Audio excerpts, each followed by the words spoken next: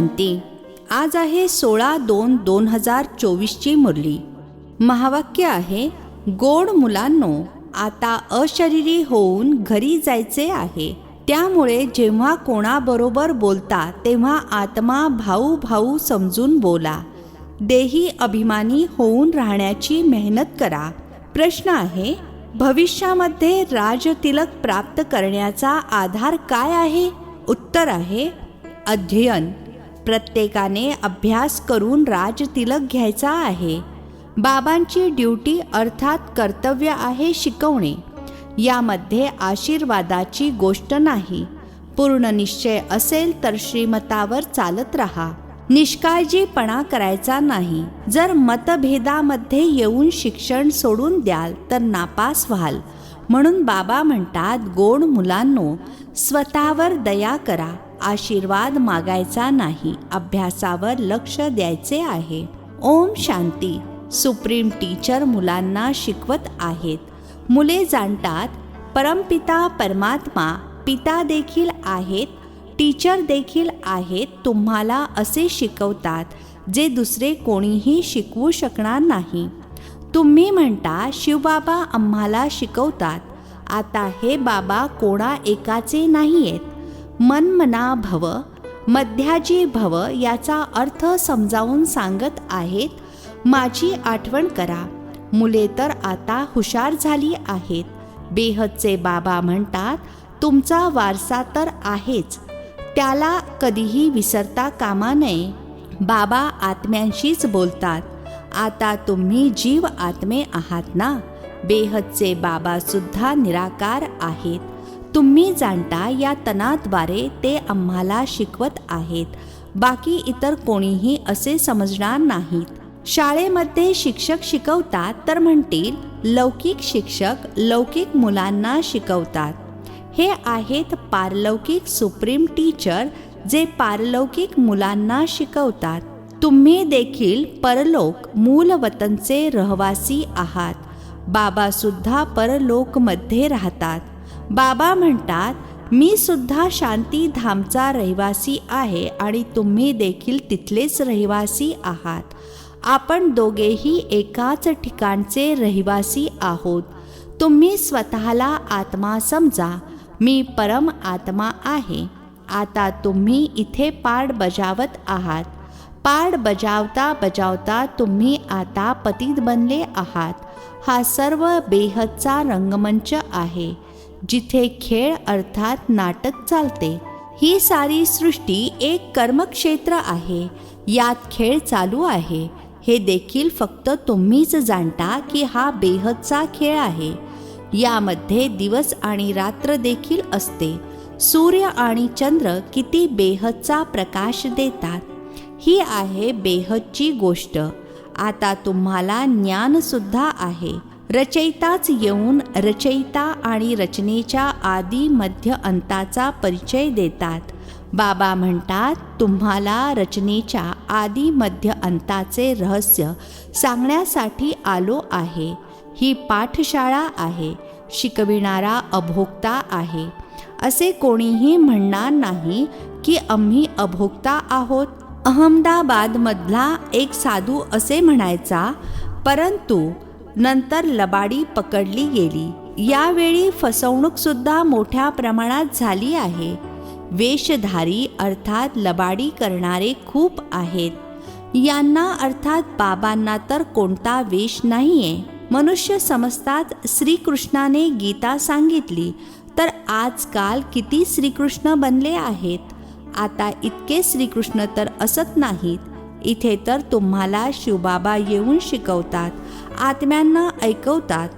तुम्हाला पुन्हा पुन्हा सांगितले गेले आहे की स्वतःला आत्मा समजून भावाने भावाला ऐकवा. बुद्धीमध्ये राहावे. बाबांचे ज्ञान मी भावांना ऐकवत आहे. स्त्री किंवा पुरुष दोन्ही भाऊ भाऊ आहेत. म्हणून बाबा म्हणतात, तुम्ही सर्व माझ्या वारशाचे अधिकारी आहात. तसे तर मुलीला वारसा मिळत नाही, कारण तिला सासरी जायचे असते. इथे तर आहेतच सर्व आत्मे. अशरीरी होऊन घरी जायचे आहे. आता तुम्हाला जी ज्ञानरत्ने मिळत आहेत ती अविनाशी रत्ने बनतात. आत्माच ज्ञानाचा सागर बनते ना. आत्माच सर्व काही करते. परंतु मनुष्यांना देह अभिमान असल्यामुळे देही अभिमानी बनत नाहीत. आता तुम्हाला देही अभिमानी बनून एका बाबांची आठवण करायची आहे. काहीतरी मेहनत केली पाहिजे ना. लौकिक गुरुची किती आठवण करतात, मूर्ती ठेवतात. आता कुठे शिवचे चित्र आणि कुठे मनुष्याचे चित्र. रात्रंदिवसाचा फरक आहे. ते गुरुचे लॉकेट घालतात. कुठल्याही पतीला आवडत नाही दुसऱ्या पुरुषाचा फोटो लॉकेटमधून गळ्यात घालणे. हां, शिवबाबांचा घालतील तर सर्वांना आवडेल, कारण ते तर परमपिता आहेत ना. त्यांचे चित्र तर असले पाहिजे. हे आहेत गळ्यातील हार बनविणारे. तुम्ही रुद्रमाळेचा मोती बनाल. तशी तर सारी दुनिया रुद्रमाळा देखील आहे. प्रजापिता ब्रह्माची माळासुद्धा आहे. वरती आहे वंशवृक्ष, तो आहे हदचा वंशवृक्ष, हा आहे बेहदचा. जे काही मनुष्य मात्र आहेत सर्वांची माळा आहे. आत्मा किती सूक्ष्म ते सूक्ष्म बिंदू आहे, अतिसूक्ष्म बिंदू आहे. असे एका मागोमाग एक बिंदू लावत जाल तर असंख्य होतील. मोजणी करता करता थकून जाल. परंतु बघा आत्म्याचे झाड किती छोटे आहे. ब्रह्मतत्वामध्ये आत्मा खूप कमी जागेत राहते. ती मग इथे पार्ट बजावण्यासाठी येते. तर इथे मग किती मोठी विशाल दुनिया आहे. कुठे कुठे विमानातून जातात, तिथे तर विमान इत्यादीची आवश्यकता नाही. आत्म्याचे छोटेसे झाड आहे. इथे मनुष्यांचे किती मोठे झाड आहे. ही आहेत प्रजापिता ब्रह्माची मुले, ज्यांना कोणी ॲडम कोणी आदिदेव म्हणतात. स्त्री पुरुष तर जरूर आहेत. तुमचा आहे प्रवृत्ती मार्ग, निवृत्ती मार्गाचा खेळ असत नाही. एका हाताने काय होणार, दोन्ही चाके पाहिजेत. दोन असतील तर आपसात शर्यत करतील. दुसऱ्या चाकाने साथ दिली नाही तर गळून पडतात. परंतु एकामुळे थांबता कामा नये. सर्वात अगोदर पवित्र प्रवृत्ती मार्ग होता, नंतर होता अपवित्र. पतनच होत जाते. तुमच्या बुद्धीमध्ये सर्व ज्ञान आहे. हे झाड कसे वाढते, कसे वृद्धिंगत होते, असे झाड कोणी निर्माण करू शकणार नाही. कोणाच्याही बुद्धीमध्ये रचता आणि रचनेच्या आदी मध्य अंताचे ज्ञान नाहीये. म्हणून बाबांनी सांगितले होते, हे लिहा की आम्ही रचयित्याद्वारे रचता आणि रचनेच्या आदी मध्य अंताच्या पूर्ण रहस्य जाणले आहे. ते तर ना रचयित्याला जाणत ना रचनेला. जर परंपरेने हे ज्ञान चालत आले असेल तर कोणी ते सांगावे ना. तुम्ही ब्रह्मा कुमार कुमारींशिवाय कोणीही सांगू शकणार नाही. तुम्ही जाणता आम्हा ब्राह्मणांनाच परमपिता परमात्मा शिकवतात. आम्हा ब्राह्मणांनाच सर्वश्रेष्ठ धर्म आहे. चित्रसुद्धा जरूर दाखवावे लागते. चित्राशिवाय कधी बुद्धीमध्ये बसणार नाही. खूप मोठी मोठी चित्रे असली पाहिजेत. विविध धर्मांचे झाड कसे वाढते हे देखील समजावून सांगितले आहे. पूर्वी तर म्हणत होते आम्ही आत्मा सो परमात्मा, परमात्मा सो आम्ही आत्मा. आता बाबांनी याचा देखील अर्थ सांगितला आहे. यावेळेस आम्ही सो ब्राह्मण आहोत, मग आम्ही सो देवता बनणार नवीन दुनियेमध्ये. आत्ता आपण पुरुषोत्तम संगम युगावर आहोत. अर्थात हे आहे पुरुषोत्तम बनण्याचे संगम युग. हे सर्व तुम्ही समजावून सांगू शकता. रचता आणि रचनेचा अर्थ, हम सोचा अर्थ, ओम अर्थात मी आत्मा आधी, नंतर हे शरीर आहे. आत्मा अविनाशी तर शरीर विनाशी आहे. आपण हे शरीर धारण करून पार्ट बजावतो. याला म्हटले जाते आत्म अभिमानी. मी आत्मा अमुक पार्ट बजावते, मी आत्मा हे करते. आपण आत्मे परमात्म्याची मुले आहोत. किती अद्भुत ज्ञान आहे. हे ज्ञान बाबांकडेच आहे. म्हणून बाबांनाच बोलावतात. बाबा आहेत ज्ञानाचे सागर. त्यांच्या तुलनेमध्ये मग आहेत अज्ञानाचे सागर. अर्धा कल्प आहे ज्ञान, अर्धा कल्प आहे अज्ञान. ज्ञानाविषयी कोणाला माहीत सुद्धा नाहीये. ज्ञान म्हटले जाते रचयित्याद्वारे रचनेला जाणणे, तर नक्कीच रचयित्यालाच ज्ञान आहे ना, म्हणून त्यांना क्रिएटर अर्थात निर्माता म्हटले जाते. मनुष्य समजतात क्रिएटरने ही रचना रचली आहे. बाबा समजावून सांगत आहेत, हा तर अनादी पूर्व नियोजित खेळ आहे. म्हणतात ना, पतित पावनिया, तर रचता कसे म्हणतील? रचता तेव्हा म्हणू जेव्हा प्रलय होऊन पुन्हा रचना करेल. बाबा तर पतित दुनियेला पावन बनवतात. तर हे साऱ्या विश्वाचे जे झाड आहे त्याच्या आदी मध्य अंताला तर गोड गोड मुलेच जाणतात. जसा माळी प्रत्येक बीजाला आणि झाडाला ओळखतो ना, बीज बघितल्यावर पूर्ण झाड बुद्धीमध्ये येते. तर हे आहे मनुष्य सृष्टीचे बीज. याला कोणीही जाणत नाहीत. गातात देखील परमपिता परमात्मा सृष्टीचे बीजरूप आहेत. सत चित आनंद स्वरूप आहेत. सुख शांती पवित्रतेचे सागर आहेत. तुम्ही जाणता हे सर्व ज्ञान परमपिता परमात्मा या अर्थात ब्रह्माबाबांच्या शरीराद्वारे देत आहेत.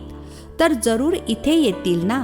प्रेरणेने पतितांना पावन कसे बनवतील? बाबा तर इथे येऊन सर्वांना पावन बनवून घेऊन जातात. ते बाबाच तुम्हाला धडा शिकवत आहेत. हे आहे पुरुषोत्तम संगमयुग. यावर तुम्ही भाषण करू शकता की कसे पुरुष तमोप्रधानापासून सतोप्रधान बनतात. तुमच्याकडे विषय तर खूप आहेत. ही पतित तमोप्रधान दुनिया सतोप्रधान कशी बनते हे सुद्धा समजून घेण्यासारखे आहे. नंतर पुढे गेल्यावर तुमचे हे ज्ञान ऐकतील. भले सोडूनही देतील तरी देखील पुन्हा येतील, कारण गती सद्गतीची हट्टी अर्थात दुकान एकच आहे. तुम्ही सांगू शकता की सर्वांचे सद्गतीदाता एक बाबाच आहेत. त्यांना श्री श्री म्हणतात. सर्वश्रेष्ठ आहेत परमपिता परमात्मा. ते आम्हाला श्रेष्ठ बनवतात. श्रेष्ठ आहे सतयुग, भ्रष्ट आहे कलियुग. म्हणतात देखील भ्रष्टाचारी आहेत, परंतु स्वतःला समजत नाहीत. पतित दुनियेमध्ये एकही श्रेष्ठ नाही. श्री श्री जेव्हा येतील तेव्हाच तर येऊन श्री बनवतील. श्रीचे टायटल अर्थात उपाधी सतयुगाच्या आदिला देवतांची होती. इथे तर सर्वांनाच श्री श्री म्हणतात. खरे तर श्री हा शब्द आहेच पवित्रतेचा. दुसऱ्या धर्माचे कोणीच स्वतःला श्री म्हणत नाहीत. श्री पोप असे म्हणणार का? इथे तर सर्वांनाच म्हणत राहतात. कुठे मोती वेचणारे आणि कुठे घाण खाणारे बगळे. फरक तर आहे ना. हे देवता आहेत फूल. तो आहे गार्डन ऑफ अल्लाह अर्थात ईश्वरीय बगीचा. बाबा तुम्हाला फूल बनवत आहेत. बाकी फुलांमध्ये तर विविधता आहे. सर्वात उत्तम फूल आहे किंग फ्लॉवर. या लक्ष्मीनारायणाला नव्या दुनियेचा राजा राणी फूल म्हणणार.